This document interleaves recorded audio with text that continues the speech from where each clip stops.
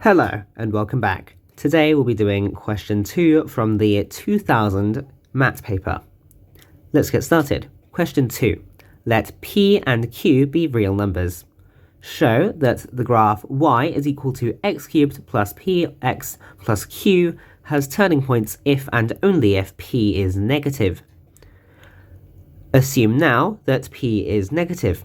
Find the values of y at the turning points and hence show that the equation x cubed plus px plus q equals 0 has three distinct real roots if and only if 27q squared is less than negative 4p cubed. Pause the video to have a think, and once you're ready, restart to see if you were correct.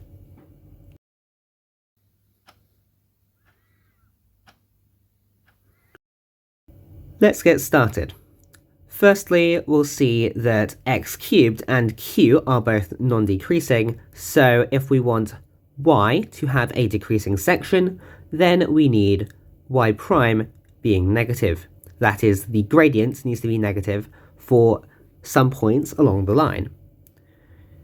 Therefore, we can differentiate y to get y prime is equal to 3x squared plus p, and we can set this to be less than 0.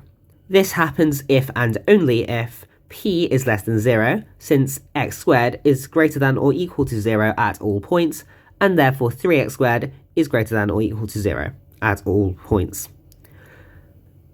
Now we can move on to part 2. Firstly, we can set the gradient to be 0, and that should give us the x-coordinates. X is equal to plus or minus the square root of negative p over 3. And these are the x-coordinates of the turning points. We can then substitute these in to y, and then simplify this down to be plus minus 2 square root negative p cubed over 27 plus q, and these should be the y-coordinates of our turning points.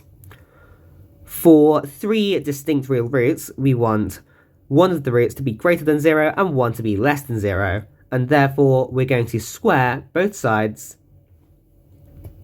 And therefore, we have the condition that q is between the positive and negative versions of 2 square root of negative p cubed over 27. We can square the entire expression, and this should give q squared is less than 2 square root of negative p cubed over 27 all squared. We can then simplify the right-hand expression, giving us 4 of negative p cubed all over 27, and we can then move the 27 across to give that 27q squared is less than negative 4p cubed as required. If you liked our video, please like and subscribe, and we'll see you next time for some more fun maths problems. Thanks for watching, and goodbye.